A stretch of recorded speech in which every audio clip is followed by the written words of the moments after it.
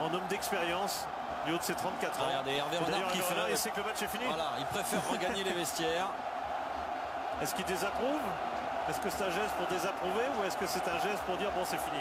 Je ne sais pas. Ah, c'est très intéressant ce que l'on voit là. C'est peut-être ce qu'on a vu de plus intéressant en 90 minutes là, ce qui se passe actuellement. Psychologiquement, il y a une vraie interrogation. Ouais.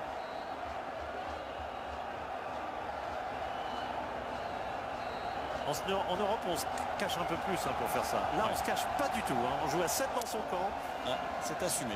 Ah oui, c'est complètement assumé et endossé par Colo Touré. Voilà, le tableau qui est provisoire, on peut considérer qu'il est définitif. Oui, à part si la RDC se fait égaliser, mais ici, il n'y aura pas de but. Ça, je vous l'annonce tout de suite. Non, mais dans l'ordre, je peux vous dire que ça ne bougera plus. Non.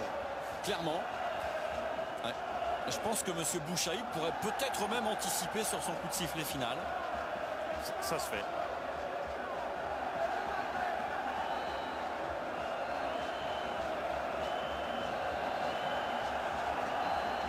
Même Bonny est revenu. Regardez, peut-être qu'il a envie de toucher la balle complètement. Il a compris que le ballon ne passerait plus le milieu de terrain, donc c'était pas la peine de rester de l'autre côté. L'arbitre marocain qui regarde sa montre à l'instant.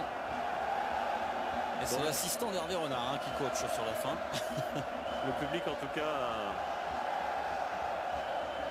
s'est rangé à l'avis des joueurs. Il encourage malgré tout son équipe. Il fait la qualification malgré tout.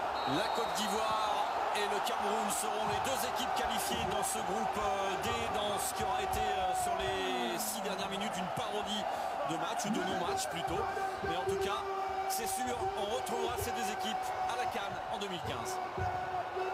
On reviendra, Thierry et Philippe, sur ces scènes ubuesques de fin de match pour ce Côte d'Ivoire-Cameroun. On va rester sur les images du direct à Hauts-de-Boigny, mais on va revisualiser le classement pour bien se rendre compte de la situation dans ce groupe D, avec le Cameroun qualifié donc et premier de ce groupe. On reviendra sur les stats un petit peu plus tard. Le Cameroun qualifié premier de ce groupe D. Deuxième, la Côte d'Ivoire de Serge Aurier et d'Hervé Renard qui va donc disputer la CAN 2015.